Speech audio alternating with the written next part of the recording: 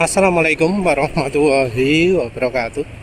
Jadi kali ini penulis ingin bahas oli yang setelah beberapa ratus kilometer nggak enak, lalu mendadak jadi enak lagi. Ya terus terang ini salah satu yang jadi pikiran penulis ketika nyoba oli. Karena jelas ada beberapa oli yang uh, dia makin lama makin nggak enak, tapi pada satu titik dia akan jadi enak lagi. Nah, ada beberapa ciri dari oli tersebut, ya, yaitu adalah aditifnya oke. Jadi oli yang punya karakteristik seperti itu, aditifnya oke. Jadi pertama dipakai itu pasti halus, pasti gleser, pasti licin, pasti kencang atau semacamnya lah.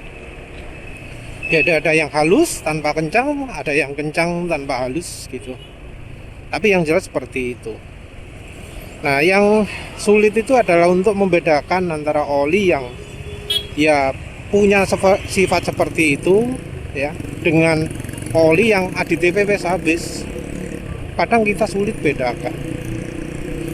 Oleh karena itu ya, seperti misalnya oli Eni.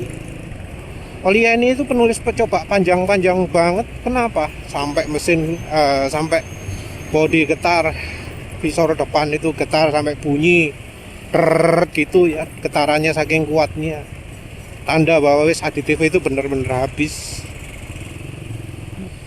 Performa mesin sampai turun, suara mesin sampai kasar. Kenapa?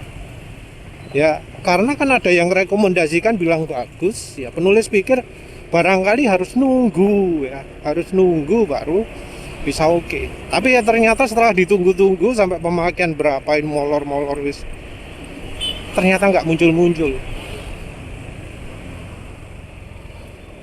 Contoh oli yang punya sifat seperti itu adalah yang jelas terjadi adalah Meditran Esek Bio.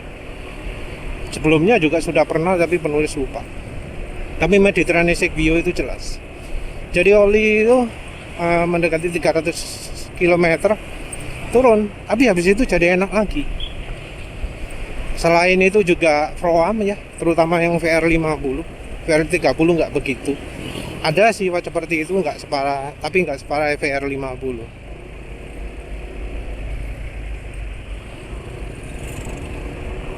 Terus apa maneh? Mungkin oli SPCSDM bisa disebut juga. Ada sempat nggak enaknya tapi nggak lama. Oli ini juga, oli Motul 7100 ini juga.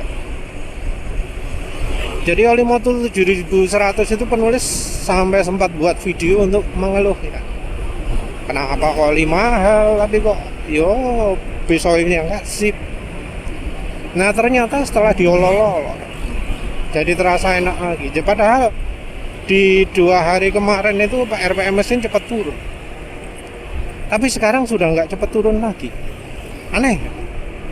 Tapi ada satu hal ya yang nggak penulis biasa lakukan, yaitu penulis pakai kalem-kalem.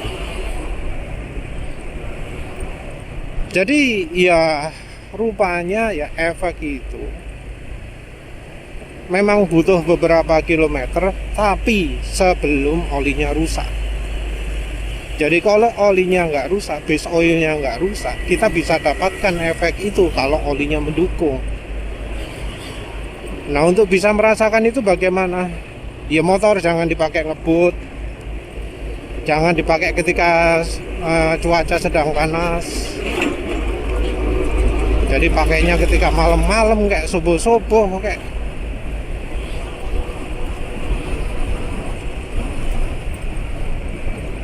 Ya pakainya juga kayak penulis gini, jalan 50. Ini kalau dipakai ngebut sampai di sini dari rumah gitu terus pasti kasar. Tapi karena ini penulis ya kebetulan lagi hemat BBM, ya olinya jadi sempat muncul efek jadi halus lagi. Ya mbau mana kalau penulis nanti pakainya kencang, bisa jadi ya walau aditif tetap berfungsi, tetap terasa, bakal hilang juga.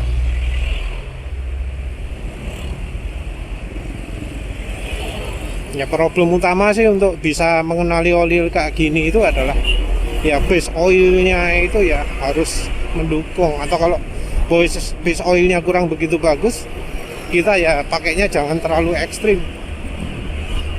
Oli-oli sebelumnya mungkin ada beberapa yang seperti itu ya, yang harus nunggu beberapa ratus kilometer sebelum bisa enak. Dari beberapa pemirsa juga ngomong untuk beberapa oli yang menulis review, ini sebenarnya kalau dipakai lebih dari sekian ratus kilometer bisa jadi enak lagi, Mas.